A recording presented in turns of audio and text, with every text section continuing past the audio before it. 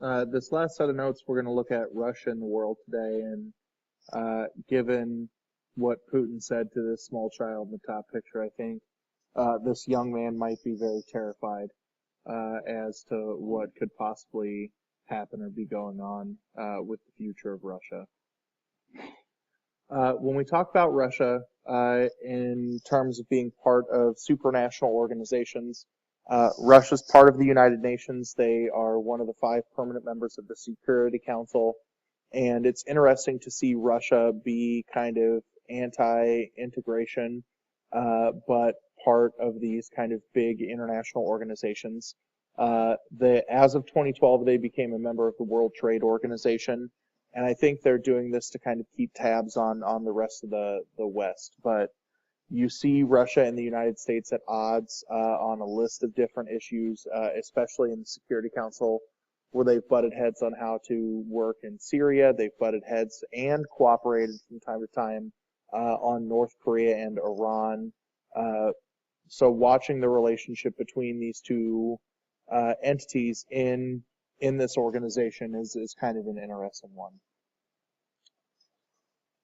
In terms of Russia and globalization, Russia's stock market has kind of significant effects on other economies that we saw big Russian economic dip after the collapse of the Soviet Union. We saw a collapse of the Russian economy in 1997, which really drug down the rest of the global economy.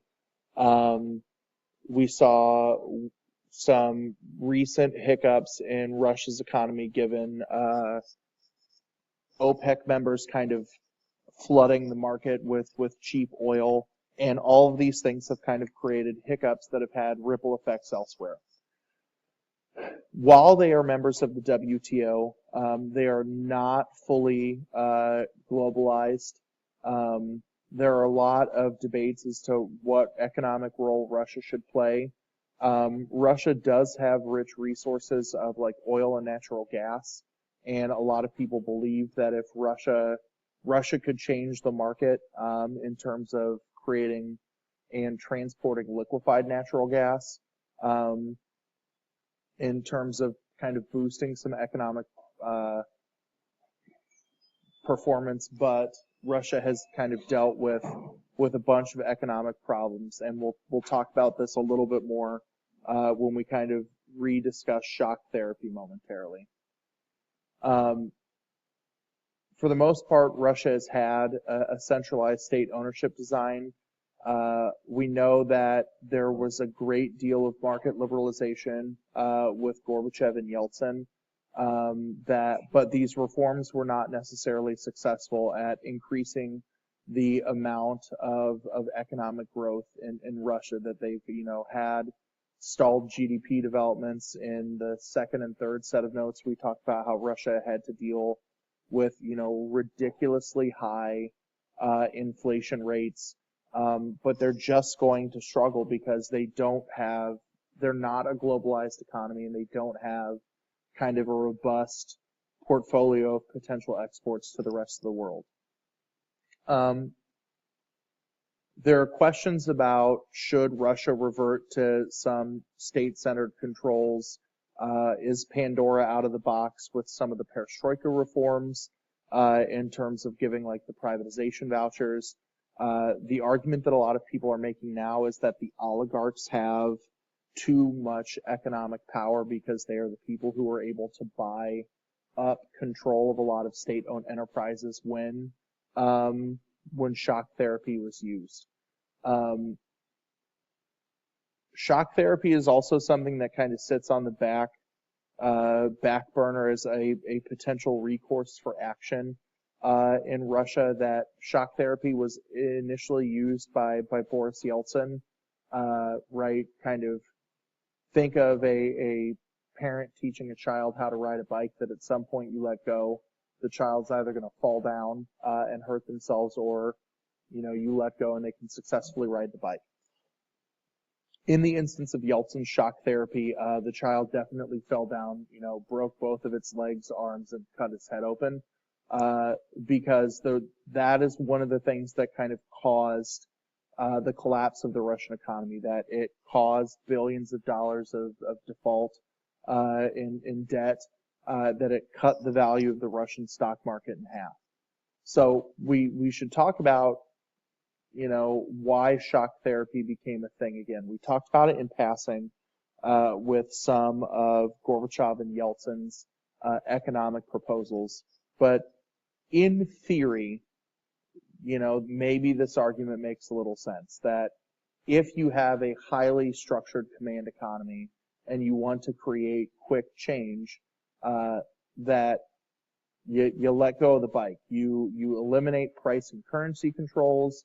You immediately liberalize trade. You privatize all of the public-owned assets, and you think the government could make a bunch of money off of those things. And what happened is that the people who had money or monopolies that were broken up were purchased by oligarchs for pennies on the dollar. And where the Russians were not able to sufficiently kind of plan for this is, right, the strong upside of having state-owned economic enterprises is that it's a constant stream of revenue in many sectors, right? In addition to whatever you are making off of the population from a tax or duty base, you're also benefiting from the sales of all of these products that you directly benefit from strong GDP growth.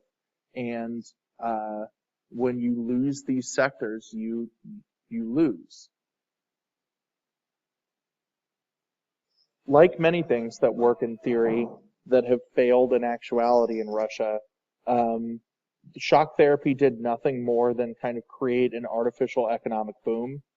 And it failed very strongly in Russia, kind of due to corruption, right? The notion of investor or insider privatization, right, where people were given these vouchers to invest in companies. That system was manipulated by people who had money, that corrupt individuals within the government who wanted a piece of the pie were able to manipulate the system to benefit them, right? So this is kind of something that led to stock market crashes, that led to high employment levels, and it increased the death rate in Russia because there were outbreaks of violence, there were people who committed suicide, there were people who died because of alcoholism, because they could not deal with kind of the loss of their economic modes of production, right? And it's honestly, when we talked about how Lenin and other communist revolutionaries in Russia kind of misappropriate Marx historically, it's honestly something like shock therapy that could have worked coupled with kind of a class revolution, right, to change the nature of the system. But really, this is something that shifted the means of production to the super wealthy. It's something that kind of led to the disaffection of the working class in terms of their relation with capital. And it's something that really made Russia infinitely worse for the wear. So the only real engine of Russia's economy is the oil and gas sector. That Russia has huge amounts of oil reserves and natural gas reserves, that this is where they were making their money when things like Yukos oil were owned by the Russian government, but they kind of lose out. Russia also runs into the same problem that nations like Mexico do, or Iran does, that when the price of oil goes down, if you don't have cash in the bank, you don't have other means of income, it's something that really, really hurts you. So in terms of looking at what Russia has to do in the next decade, is kind of improve infrastructure. Here I say reduce the state's role in the economy, but I really think it's a reinvestigation of what will work best for Russia. Do they need to continue to revert back to some of the economic practices before shock therapy was a thing? Should there be more or less price controls, more or less currency controls, or should they fully liberalize the market? Should they fully integrate the economy? Should they move towards globalization? But they really need to figure out what's best for them. And then the last thing they need to do is kind of reform the system of taxation to make sure it's proportional, make sure that people can pay their taxes, to make sure that the government is getting the revenue stream that it has to have to be able to function, right? To allow social programs and or the military or other things that the government does or needs to do to flourish. This video that I'd like you to watch kind of highlights some of the current and future problems that Russia is going to face with their economy. This clip from Now This or Test Tube News, whichever iteration of that organization it is, kind of outlines the potential Russian financial crisis. The other thing that really impacted the population in terms of economically is kind of the change of the social welfare state that existed in Russia, right? That the first thing that happened is that the communist government provided universal employment. So everybody had a job, everybody had income, everybody had access to things like healthcare, and thus there was Social Security. But when you transition immediately from a command economy to a free market system, right, when things like shock therapy happens, you lose the social safety net because the government is losing most of the means for its income. So it needed to be able to kind of help insulate the population from the fall. And they weren't really able to do this, that they had a, fairly out-of-date system that could not adapt to the changing times. So when we talk about people facing social strife, it's because they lost any economic safety net they had. They lost any personal savings that they may have had due to inflation, in that, their social welfare system was effectively gutted with the collapse of the Soviet Union and the transition to a partial market economy. So to kind of try and adapt for the times, the Russian government has a Ministry for Social Protection that supplements some provincial level social welfare programs for, individual, Russian provinces or Russian states. But the problem is that they're not necessarily funding it to the level that the states need or can benefit from. So there's not an adequate revenue stream. So you have some of these, but either the quality of the services offered is relatively low, or the number of citizens who are able to access them are relatively low, which is something that then also fuels corruption as a problem in Russia.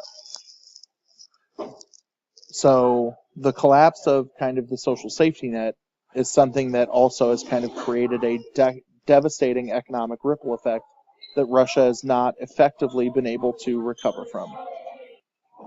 The provision of civil liberties in Russia is something that's also kind of difficult to assess from a non-Western standpoint, right? We've talked about how defensive Slavic culture is something that is kind of critical of Western values. And when we talk about civil rights or civil liberties as an element of Western democracy, this is something that's most definitely, something that we value in the West, but something that may not be universally valued in Russia. So in theory, you have civil liberties guaranteed to you under the Constitution of Russia, right? We talked about some of these with the right to assemble or the right to protest. We talked about the other Russia's 31 protest, where they, pushed for the right to peacefully assemble. But we've talked about how a lot of those protest laws are so mired in bureaucratic red tape that it becomes impossible to be able to protest against the government. We've also talked about how some of these civil liberties have been restricted during Putin's presidency, right? That journalists are being jailed at a high rate in Russia, one of the highest in the world. That we've talked about how critics of Putin have, magically died or disappeared. So there are a lot of things that are happening, that really beg the question of what kind of rights or protections do you have as a Russian citizen. The next thing that Russia has to deal with as part of the modern world is dealing with pollution as an issue. Russia still has a lot of old school heavy industrial cities, especially places like Moscow, where industrial pollution, air pollution is something that is a very, very, very real challenge that they have to deal with. If you've seen any of those pictures that show like smog and haze rolling in like California in the 80s and 90s, pictures of like industrial Beijing where you can't see through a cloud of industrial pollution, that's the exact same thing that is happening in Russia still today. While they have signed a lot of treaties that deal with environmental protection, these are treaties that Russia do not necessarily adhere to themselves, that, again, because of their reliance on heavy industry or their reliance on the fossil fuel industry as a means to make what they need, they're going to rely on dirty industry to be able to kind of grow and succeed. Talking about population is something that's interesting. Like I alluded to, the proportion of Muslim to non-Muslim population is going to grow disproportionately because the Russian birth rate is lowering, that there are poor health habits, there are a lot of things that lead to low life expectancy. So Russia's doing a couple of things to inspire people to return to the motherland.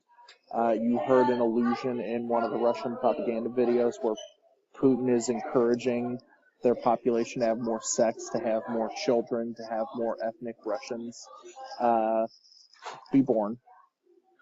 So it's something real that they're working on. But you've seen kind of the resurgence of economic and social classes that are creating a disincentive for people to either want to stay in China or in Russia or to have more children because they can't afford to have them. The role for women is also something that's troubling to look at or talk about in Russia, that women are now 46.9% of the working population, but the glass ceiling is relatively low, where a lot of them are trapped in low-wage jobs, and a lot of young women are still discriminated against in the workforce. So the amount of social mobility is very, very, very, very low. The last thing that I want you to watch from this is last week tonight, two or 3 weeks ago, did a piece on looking at the relationship between Putin and the United States, or Russia and the United States, in terms of our election. And this kind of shows you some of the things that make Putin this kind of scary Bond villain-esque individual, but it also shows you how effective Russia is at dealing with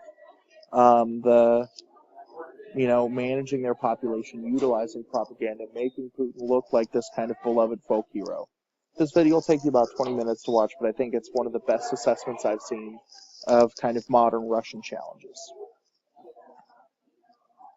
And the last thing that I need you to remember about Russia, the one thing that you should never, never, never forget, especially when we talk about, my favorite real-life Bond villain, Vladimir Putin, is this. Sexy isn't back in Soviet Russia. It was never authorized to leave.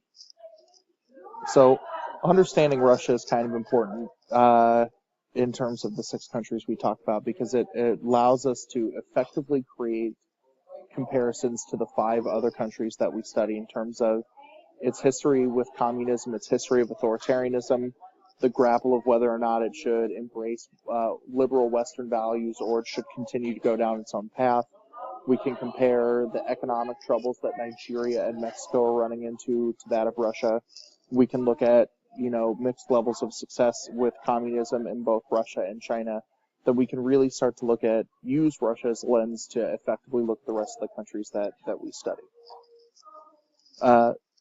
Make sure, in addition to this, that you've looked at Commanding Heights, you've looked at the Vice episode that talks about Russian show trials, and this should be everything that you need to kind of effectively complete your reading guide. Feel free to send me an email or leave me a note on Classroom if you have any questions.